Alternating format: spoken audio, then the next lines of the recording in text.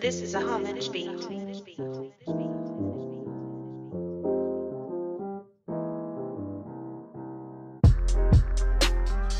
No, exactly, and that was. I'm glad you made that connection because, like I said, I'm taking what just a known concept of a statue. Like I said, I think the best example is a statue of like an actual historical figure who lived life.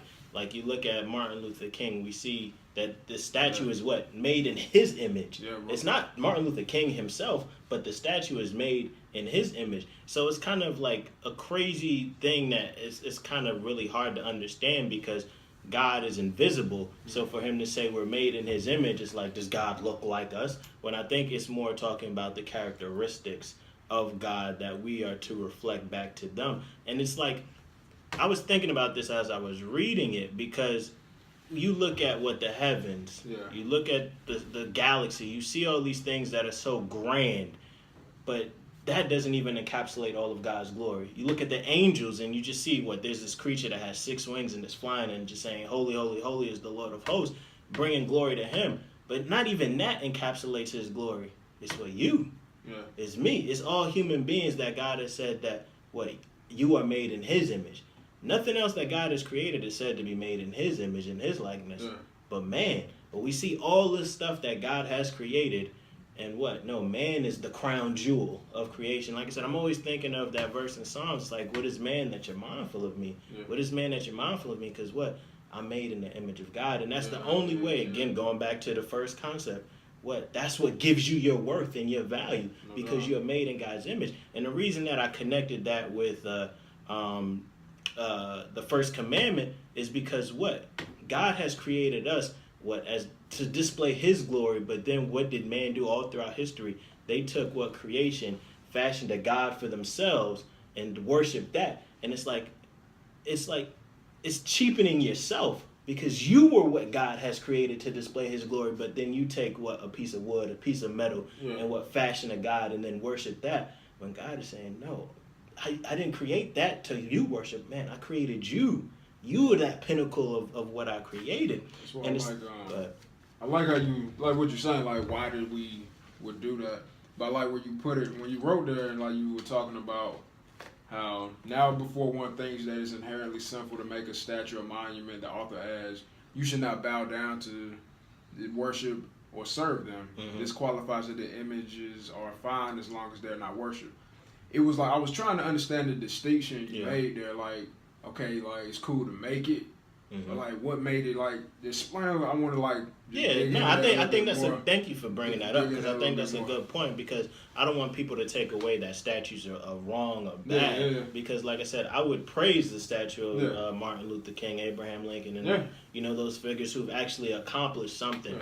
But I think there's a difference between giving them honor and just appreciating what they did and worshiping them. Because so oftentimes, and especially I think because there's such a cultural difference that here, and we'll get to that here in America, we don't necessarily fashion idols and worship it. But during this time, people would fashion what they perceive to be God and then worship it. But God is like, no, I created you in image. Not to say that we should worship ourselves, but what? He's saying how infinitely valuable you are that I've created you to display my glory. You're not supposed to take an image, carve it, and say this is God and bow down and worship it. But there's so many cultures throughout history who have done that. And like I said, I don't want to, because I haven't done too much study on it. Maybe like the totem pole. I think they worship that as like God and stuff like that. So they took an image, fashioned it, and then worshiped that. And God is saying, no, don't do that. But yet at the same time, I'm trying to make it clear. I'm not saying all statues are inherently evil. I think the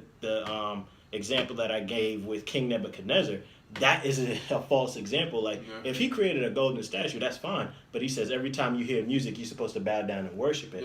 That's the problem. So like I said, we talked about Nick Saban. I think Shaq has a statue. There's so many of these sports figures that have statues, but what happens so often that we deify our favorite athlete. And that's what becomes the problem. Now there's nothing wrong with, having a statue, but when we deify that and that takes precedent, then we miss the whole point. And I say, the Lincoln and Martin Luther King Memorial are meant to exalt these men. These statues are made in the image of those men and should cause us to bring honor and praise to them. Likewise, man is made in the image of God, which should what? Cause him to honor and praise God, not himself. I say what?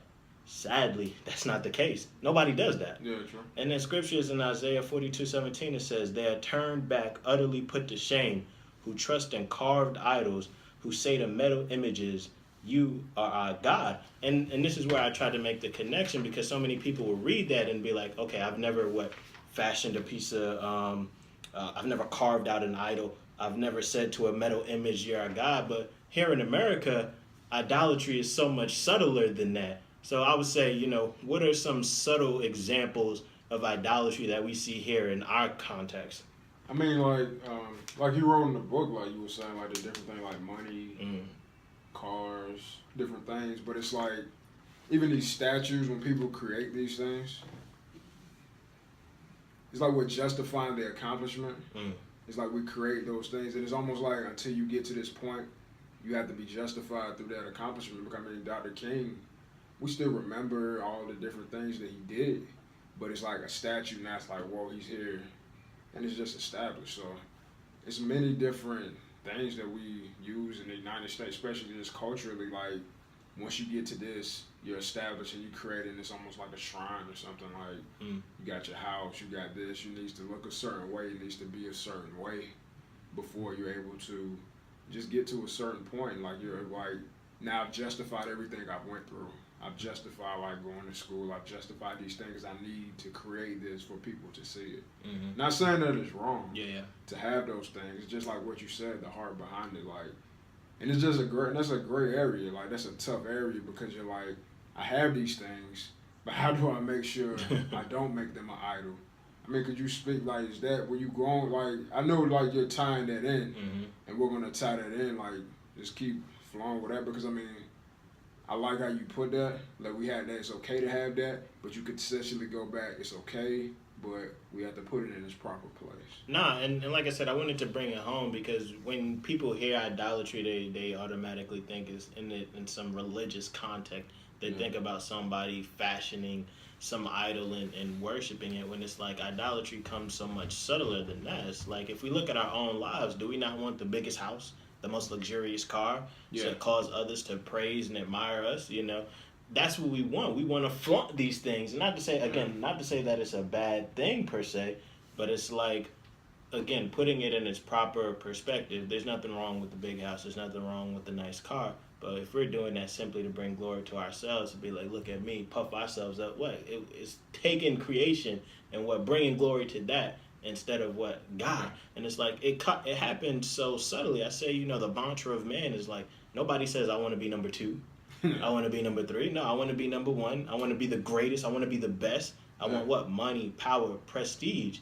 Therefore, man does all that he can to achieve and accomplish things, to bring glory to himself. And I said, however, this is a twisted and perverted thinking, because it strips man from his entire purpose and reason that he was created. Again, please don't misunderstand me. I'm not saying these things are bad things, but your whole purpose is not to bring glory to yourself.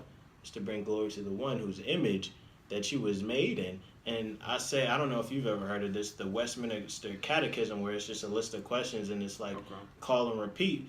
But it says, what is the chief end of man? It says, man's chief and highest end is to glorify God and enjoy him forever. We say that to somebody, and it's like, what? What does that even mean? Especially someone who's not coming from a biblical worldview. And so it's like, if you devoid God out of the equation, then what's the chief end of man? To glorify himself until he dies. Now, for someone who, again, thinking as someone who's an atheist or an evolutionist, okay, I don't believe in God, and then you ask them, what's the purpose in life? Like, and they would have no problem seeking their own glory. Like, what is the issue with man seeking his own glory? Because some people, they might not even see there's a problem with that. But why will we say, hey, you shouldn't do that? Yeah. I mean, we just see that as just something that's not right, bro. Like, we see it as we need to fix our thinking like we need to put our thinking just in the proper place. I like how you just went through that and you started to point out things. Like, I didn't notice it before, but you put a lot of things just in bold, and you start pointing out, like, over the next paragraphs like myself, and I became like, you started doing that. You started pointing it out. Was it a reason that you wanted? Yeah. To bring it out to the reader as we keep going, like. One of the basic reasons in answering that question, in seeking your own glory, you're never satisfied. And that's one of the reasons that I give. There's other reasons why that we'll talk about later, but one of the reasons, I remember, even though I wish I had a better example, but I remember in class one time they like showed this video of like Tom Brady, who, you know, had all the championships, had the beautiful wife, and then he was talking about how he just like felt empty, that he didn't feel complete, you know, that he, according to the worldly standards, had it all. Yeah. You know, you see billionaires, millionaires all the time that we envy them because they appear to have what we desire, but yet what? They still kind of depressed. It's like, wait, how are you depressed and you got millions and millions of dollars? And so what I did was, again, I found this story in scripture. It's in Ecclesiastes. I don't know if it's Solomon speaking of himself or he just created some fictitious person, but essentially this person, he had a great job. You know, he had a lot of wealth. He had fame. He had wisdom. He even goes on, he says this, I kept my heart from no pleasures in all my toil. And then he says this, he said, then I considered that all my hand had done and all the toil that had expanded in it, and behold, he says this, all was vanity. You know, they were striving after wind, and there was nothing to be gained other than under the sun. And like I said, someone who does not come from a biblical worldview, do they not want, I want a great job, you know, I want wealth, I want fame, I want wisdom, I don't want to deny myself from any kind of pleasure. We see people who in some sense have achieved these things, but they're what? They never hold. And what? This in Ecclesiastes says what? It's all vanity. And it's like, why would someone say this? And like I said, I mentioned it before because it never satisfied. And the person in Ecclesiastes, he points to this as well. He says, what? The eye does not satisfy with sin. He says, money does not satisfy. He said, life and its good things do not satisfy. And man's appetite through money, fame, power, none of these things will ever satisfy us. And it's like, and then he points to something else. He just gets even more practical with it. He says, no matter who you are, the wise, the fool, you know, man, beast, the righteous, the wicked, the clean, the unclean, the same event happens to them, death. No matter what happens, you still gonna die. No matter how rich you are, no matter how much you have accomplished. Because it was funny that you brought up Nick Saban, and you think most people who get statues of people, not because most people get it once they're retired. He's not even retired. He's still playing. But usually other people get them once they pass. Yeah. You know, once they're dead and gone. You know, but he's gonna, and I don't speak on nobody, but eventually we all gonna die. Yeah. You know, so all these accomplishments, while are great and good, 500 years from now, who's really gonna care? Who's really gonna remember it? And it's like, and so he says, all things are vanity, and it's like, yo, that's kind of crazy. And that's just like, when you read that and you go back through it and you kind of hear that story and you go back and you read it, it's like vanity. And I'm like, yo, what the word vanity mean? Yeah. And it's just like worthless, futile, and it's like, wow. It's kind of depressing just to read that. It's like he sound pretty cool. Like they had a nice life. Like he was chilling, but then you just hear to see that word vanity. I'm like, that's funny. It's just like, how'd you come to that? But then you connected back. I like you went into that paragraph. You were saying man's chief highest end is to glorify God and enjoy Him forever. So it's like, whoa. Yeah.